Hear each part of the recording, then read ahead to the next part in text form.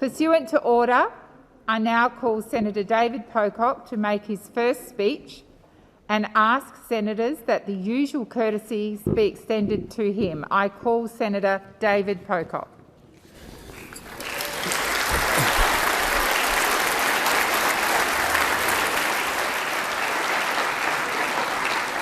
Thank you, President.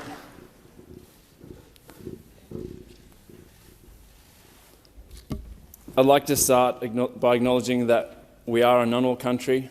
I'd like to pay my respect to their elders, past and present. I'd also like to acknowledge all First Nations people here this afternoon. It's a privilege to call Ngunnawal country home. Canberra, the meeting place of our nation, is usually talked about as a young city. But we live in a place that has been inhabited and looked after for tens of thousands of years, hundreds and hundreds of generations. We live in a country with an enviable democracy, a vibrant multicultural community, overachievers on the world stage, abundant natural resources, staggering, if unequally distributed, national wealth, awe-inspiring beauty, and the oldest continuous living cultures in the world. Like many Australians, I came here from distant shores. The story of Zimbabwe is one that is well known. My own family's story has been told many times. This is not a story of my family alone, but of so many families who now call Australia home. I'm grateful to my mum and dad, Andy and Jane, who are here this afternoon, for leaving all they knew to give me and my brothers more opportunity. Again, there are many others who have done this. I'd like to acknowledge the contribution immigrants continue to make to our country. I'm obviously white, moontan white, as many of my former teammates would remind me. And I don't want to conflate my experiences of migration with the many migrants whose experience is shaped by the colour of their skin. We are making progress as a country, but it's in all of our interests to continue doing the work to build a more inclusive society that celebrates difference and diversity. I grew up on a farm, and despite seeing the challenges of farming, like a freak hailstorm destroying our crops the week before we started picking, when you've got a massive overdraft, agriculture has always drawn my attention, pulling me back time and again. Growing up on a farm instilled in me the importance of hard work and an understanding of how small and insignificant we are in the face of nature, how at the mercy of the elements we are. It also sparked in me a love of nature and a fascination with the natural world. Unable to escape the pull of our relationship with the land, I went on to study ag and have been involved in farming and conservation projects. While our modern national psyche may be more and more urbanised, and collectively we may no longer consider ourselves an agricultural society or deeply connected to the land, we still are. There is no civilization as we know it without agriculture.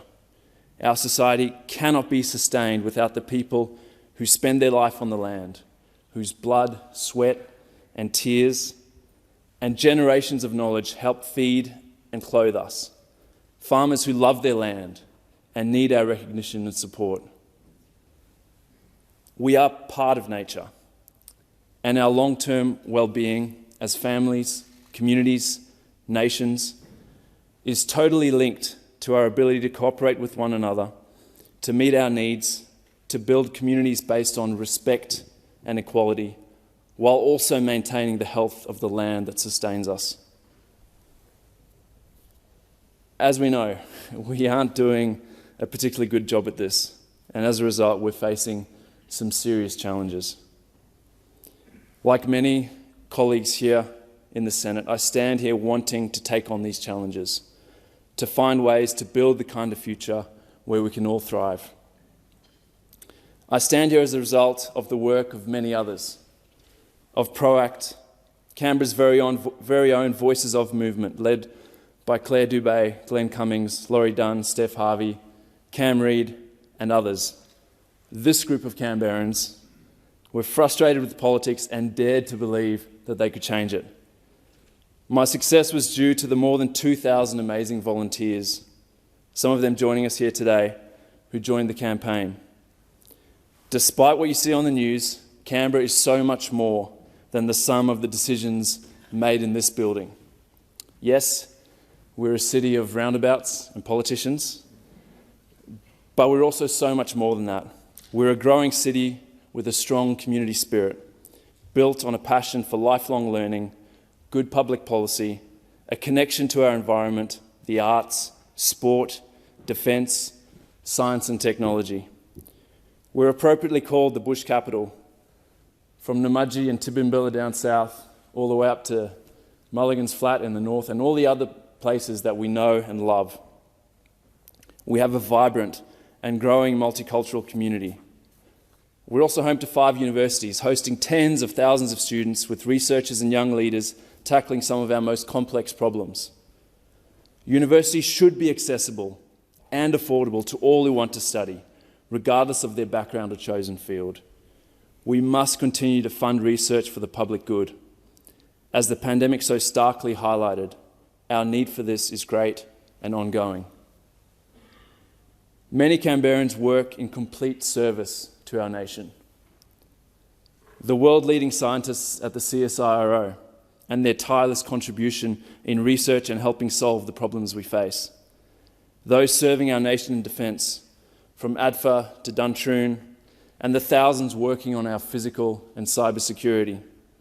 Our public servants, some 60,000 dedicated, professional, passionate people, work for our communities across more than 100 federal departments and agencies. Our national institutions that tell the stories of where we've come from and who we are. We're also a city of tradies and nurses, teachers and hospo workers, service staff of all kinds, construction workers, professionals and innovators. No matter what job Canberrans do, they care about the future of this city. They care about the people who live here and they care about making our whole country better. That's why, when I was asked by people in our community to have this first speech live translated into Auslan, I didn't hesitate to say yes. So thank you, Mandy, for being here today and translating my words. I understand that the difference between Mandy being there in the broadcasting studio and here on the floor of the chamber is the difference between accessibility and inclusion. Today we've achieved the former, but not the latter. In future, I hope we can achieve both.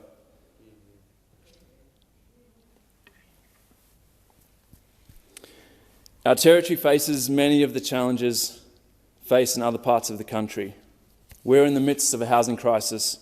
We struggle to attract and retain the healthcare workers needed to care for our growing population. Our businesses are struggling to find staff and keep their doors open. Too many of our elderly have been left without dignity in the very facilities designed to care for them. So many people have had to fight for the support they need under the NDIS. The cost of living crisis is creating a new class of working poor, and in some cases working homeless in our suburbs. People in our community face mental health challenges, often without the funds or ability to access the services they need to get help. Too many are employed in insecure work, leaving them vulnerable to the rapidly changing economic conditions. The changing climate is changing our lands, making us more prone to extreme heat and bushfires, severe weather events, and species extinction. Invasive species are destroying our unique habitats and wildlife. These are all challenges that are being felt across the country. We share in them, we understand them, and we want a hand and a voice in solving them for the benefit of our community and the nation. Here in the ACT, we've been denied rights held by the states. It's time for us to restore the right of the territories to make decisions for themselves, to ensure that our Legislative Assembly here in the ACT gets to make decisions about the future of Canberrans, not MPs from around the country whose own constituents already enjoy these same rights. Yesterday, legislation to restore our rights as a territory was introduced into the House of Representatives. This is not the first time the Parliament has tried to repeal the Andrews Bill, but I hope it will be the last. I'll work with everyone in the Senate chamber to support a vote giving us equality with the states. I'd like to acknowledge the many brave, courageous people who have supported this campaign over many years. Those I spoke to ahead of the election, not least of all those who decided to speak out, including Samuel Whitsett and Sam Delaney, who I'm honoured to have here today. Beyond territory rights, there are many issues before us. With trust in political institutions at worrying lows, this Parliament has the opportunity to begin to restore the faith of Australians in both government and governance. From increasing transparency to the implementation of a robust Integrity Commission, to reforming political donations and truth in political advertising laws, we have a real chance to strengthen our democracy and ensure Australians can trust in the decisions that are being made in their name. We also need greater protection for whistleblowers who take great risks in service of the public good. We have an opportunity to enshrine in our Constitution a First Nations voice to Parliament. The Uluru Statement from the Heart is a generous offer to all Australians to enshrine a voice that can guide the treaty-making and truth-telling process. We need to move forwards. We need to move towards reconciliation. Auntie Pat Anderson is here tonight. Alongside Professor Megan Davis, Auntie Pat oversaw the largest deliberative process with Indigenous people on Australia's Constitution in our nation's history, and I'd like to acknowledge Auntie Pat here tonight.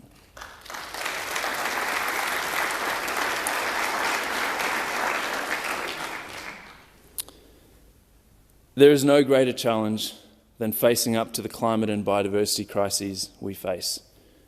We live in truly unprecedented times.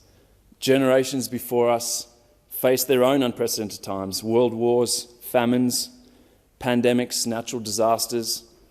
Many of our forebears put their lives on the line to build what they saw as a brighter future. Many lost their lives doing so. Others gave up their freedoms to build a more equitable society.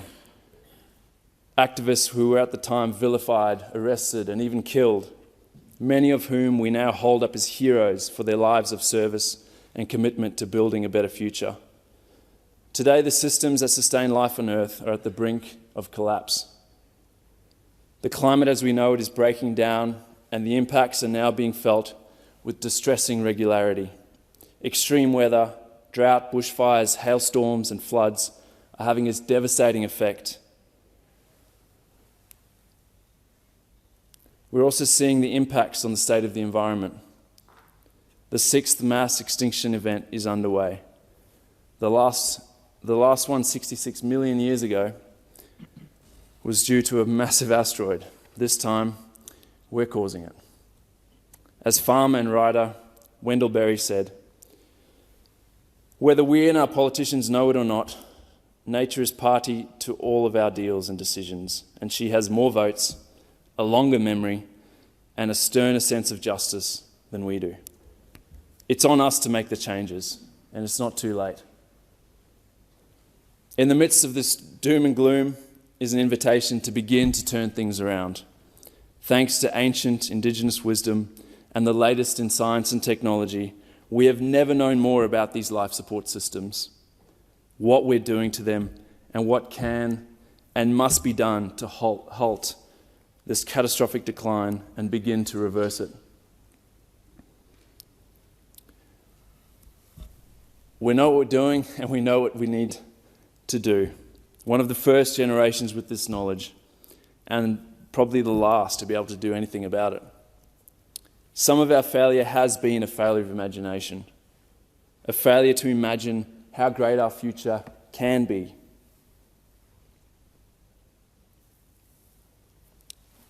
Our future can be great if we actually focus on the things that matter: the long-term health and well-being of our families, our communities, and our land.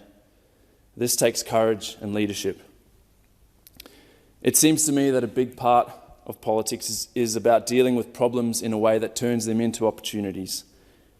And we have an opportunity to begin to write a new story, a better story, a story that is built on accepting responsibility for where we are and finding the courage to change where we are going.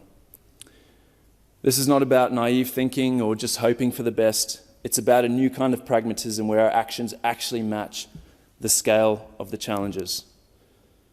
While I've already thanked many of the people whose efforts and contribution helped bring me to this place, I'd like to make mention of a few others. There are the many elders whose knowledge and wisdom is recorded in books. I'm grateful for my brothers, Mike and Steve, and the lessons we continue to learn together. There's my family, now scattered across the country and across the globe. And then there are those like the Trethowns, the Sturzikas, Saunders, Nubes, Mastersons, Mututus, Clarks and O'Keefes, who have treated Emma and I like family. Rick and Tracy Laird, Brian Walker, Nick Abel, George, Robert Bump, Whanungwe, Siabongabawa. The Rangelands Regeneration Team, the Bitebridge Farmers and many others, I thank you. And of course my wife, my friend Emma, thank you. And to my incredible team who work tirelessly to serve the people of the ACT, whose brilliance and enthusiasm astounds me every single day. Fiona, Sam, Rory, Katia, Lincoln, Tom, thank you.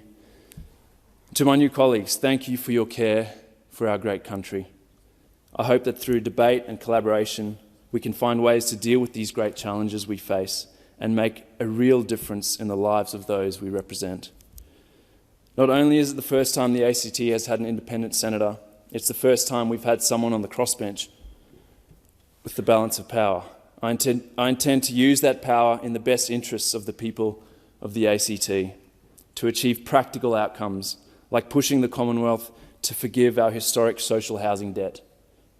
It's been done for Tasmania, it's been done for South Australia. It's time to do it for us. For too long we've been neglected, we've been ridiculed, looked down at, or flat out ignored. Canberra is the nation's capital. I want this to once again be a source of great pride. No longer are we a safe seat. Investment now has to flow into much-needed infrastructure, including community infrastructure. The days of the ACT getting less than a quarter of our fair share of infrastructure funding by head of population is over. We also need more equitable representation, and that's an argument I look forward to prosecuting over my term. And we need to continue our legacy of leadership on everything from marriage equality to the smart energy transition, which we so desperately need to accelerate across the country. I've laughed recently when I've read some commentators calling me a kingmaker. It's certainly not a mantle I seek. Instead, I'd prefer to try and be a peace broker in the 47th Parliament. The challenges facing us are so important. I want to be part of making sure we don't just end the climate wars, we win them. We win them and we start to lead as a country on climate action and biodiversity conservation. I'm not here to stand in the way. I'm here to offer my perspective as a representative of Canberra, Jervis Bay and Norfolk Island in the hopes that we can make politics about people. For me, part of doing that is making sure this place and the business we do in it better lives the values of the people who we've been sent here to represent. And so finally, I would like to say thank you to the people of the ACT. Whether you voted for me or not, I'll work on your behalf for the next 3 years. I'm committed to being accessible and transparent, and I certainly know that you'll hold me to account. Thank you.